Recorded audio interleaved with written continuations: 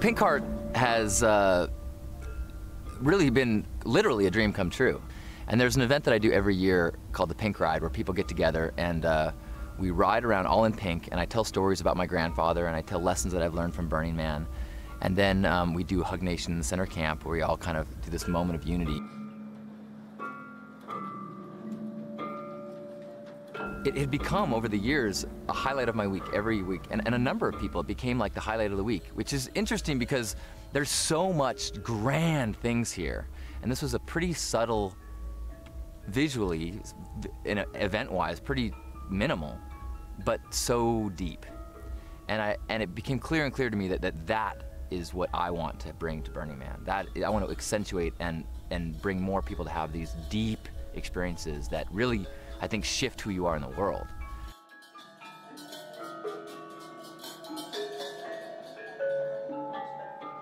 Well, I love partying here at Burning Man. It is expressions like this, I think, that change humanity. The entire process of creating this is done with the intention of creating a communal expression for everyone. And then if you spend some time in reading the messages that people read, it's a glimpse of what I believe we're capable of. Really, people speaking from their heart and often from hurt and loss. And I think that as you take in that, even as overwhelming as it is, it's good to remember that the depth of pain is an expression of the expression of love, and that every ache that is being purged on these walls is a visual memory of some connection that was powerful, and it is still in the people who are surviving.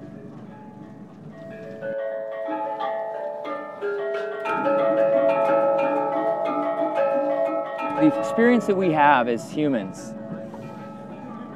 is a fractional piece of what cosmic consciousness is.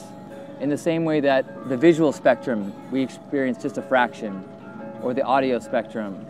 Alan Watts talks about that there is like a rubber ball around the divine consciousness, and these pinpricks in the ball is what the divinity kind of shoots through.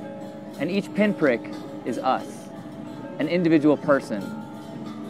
And the imperfections of that prick are our issues and our human needs, our insecurities, all the things that give us pain. The human experience is not pure bliss. It's got a lot of hurt. But at the same time, it's what we need to become who we're supposed to be.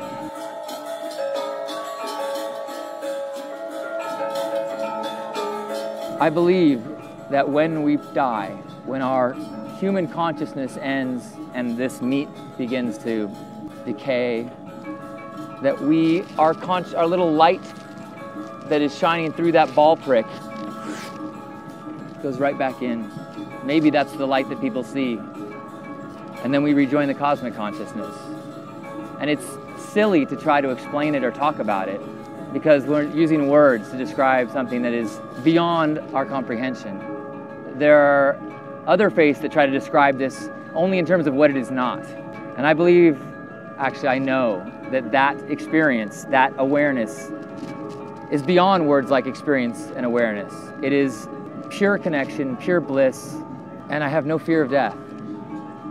That isn't to say that this ride isn't awesome and we shouldn't try to stay alive as long as we feel it's fun or we feel we have something to give.